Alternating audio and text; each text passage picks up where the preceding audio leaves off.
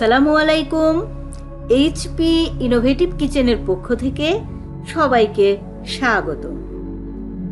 আজ আপনাদের সাথে গ্রাম বাংলার ঐতিহ্যবাহী একটা খাবারের রেসিপি শেয়ার করব। এটা অবশ্য অনেকে অনেকভাবে তৈরি করে থাকেন।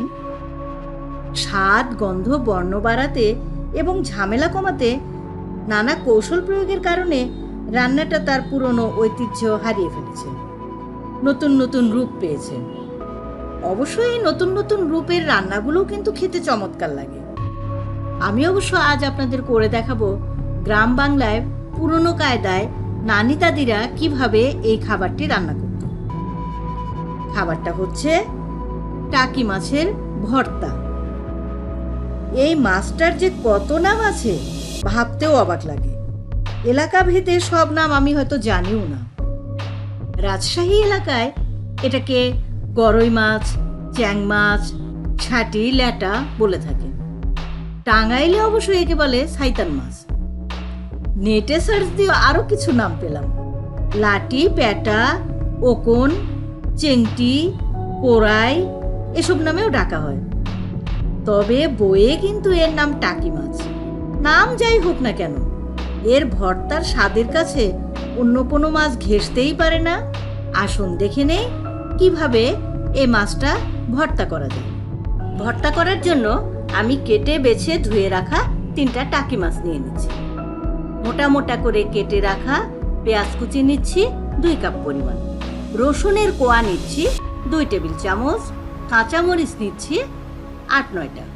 একটা প্যান চুলায় বসিয়ে মাছগুলো নিচ্ছি। এর ভেতরে পানি দিয়ে দিচ্ছি 1/2 কাপ পরিমাণ।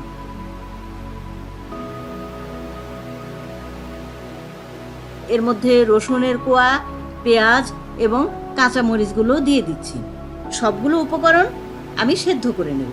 কোনো কিছু ভর্তা করার বিশেষত্ব হচ্ছে সেদ্ধ উপকরণের সাথে কাঁচা পেঁয়াজ, কাঁচা অথবা শুকনো মরিচ, লবণ দিয়ে মেখে নিতে হয় এবং তার ভেতরে থাকে কাঁচা সরিষার তেলের গন্ধ। আলু, পটল, বেগুন, মিষ্টি কুমড়া যে কোনো সবজি কিন্তু সাধারণত এভাবে সেদ্ধ করেই করা হয়। টাকি মাছের ঐতিহ্যবাহী ভর্তাও কিন্তু মাছটাকে সেদ্ধ করে নিয়ে করা হয়। যেহেতু পেঁয়াজ অনেক বেশি দিতে হয়, এই কারণে পেঁয়াজ এবং রসুনটাও এই মাছের সাথেই সেদ্ধ করে নিতে হয়। হলুদ গুঁড়া দিয়ে দিচ্ছি 1 চা চামচ। উল্টে পাল্টে নেড়ে চেড়ে দিচ্ছি। অনেকেই এভাবে পানি দিয়ে সেদ্ধ না করে মাছ তেলে ভেজে নেন, বিশেষ করে হোটেলগুলোতে।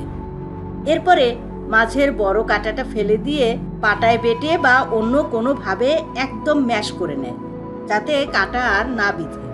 এই ভর্তার স্বাদও কিন্তু চমৎকার হয়। আগামী কোনো ভিডিওতে ওইভাবে টাকি মাছ ভর্তা করাটা আপনাদের সাথে শেয়ার করবো ইনশাল্লাহ। পানি প্রায় শুকিয়ে এসেছে, মাছটাও সেদ্ধ হয়ে গেছে। ভালোভাবে নেড়ে চেড়ে কাঁটা থেকে মাছগুলোকে ছাড়িয়ে নিচ্ছি। মাছের যে লম্বা কাঁটাটা, এই কাঁটাটা ফেলে দিতে হবে। অনেকে কিন্তু আবার এই কাঁটাটা খেতেও পছন্দ করেন। যেমন আমি আমার শাশুড়ি মাকে দেখেছি, এই লম্বা কাঁটাগুলো বেছে উনি আলাদা করে রাখেন এবং বেশ ঝাল ঝাল করে এটা আলাদাভাবেই উনি মেখে খেতে পছন্দ করেন। ধনেপাতা কুচি দিয়ে দিচ্ছি 1 টেবিল চামচ পরিমাণ। সব উপকরণ ভালোভাবে নেড়েচেড়ে মিশিয়ে দিচ্ছি।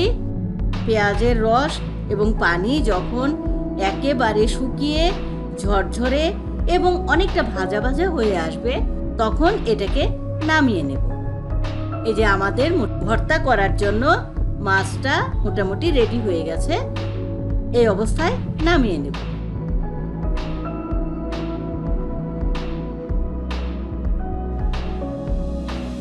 এখন রসুন কোয়া এবং মরিচগুলো বেছে আলাদা করে নিচ্ছি। লবণ দিয়ে দিচ্ছি 2 চা চামচ পরিমাণ। আপনারা আপনাদের টেস্ট অনুযায়ী লবণ দেবেন। হাত দিয়ে মেখে রসুন এবং মরিচটা ভালোভাবে ম্যাশ করে নিচ্ছি। এরপরে ভাজা ভাজা পেঁয়াজ এবং মাছগুলো এর ভেতরে দিয়ে দিচ্ছি। আমি কিন্তু মাথার অংশটা ফেলিনি, কারণ এই মাথার অংশটা খেতে কিন্তু আমার বেশ লাগে।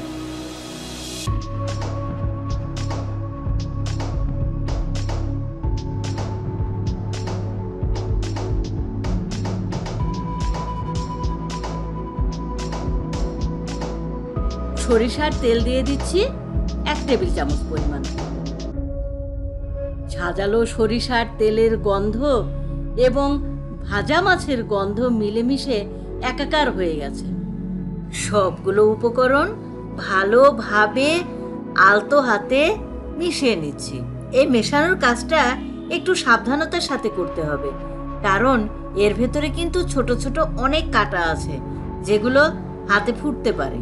তৈরি হয়ে গেল গ্রামগঞ্জের ঐতিহ্যবাহী টাকি মাছের ভর্তা। গরম গরম ভাতের সাথে দুপুরে অথবা রাতের খাবারে পরিবার পরিজনদের পরিবেশন করুন। বাচ্চাদের দিতে গেলে মাছের কাঁটাগুলো কিন্তু বেছে দেওয়া দরকার। আজ এই পর্যন্তই। রমজান মাস চলে এসছে। আপনাদের সাথে দেখা হবে ইফতার এবং সেহরি রান্নার বিভিন্ন আইটেম নিয়ে। সবাই ভালো থাকবেন, সুস্থ থাকবেন এবং পুরা রমজান মাস জুড়ে রোজা থাকার তৌফিক যেন আল্লাহ আমাদের সবাইকে দান করেন, এই কামনা করে শেষ করছি। আসসালামু আলাইকুম।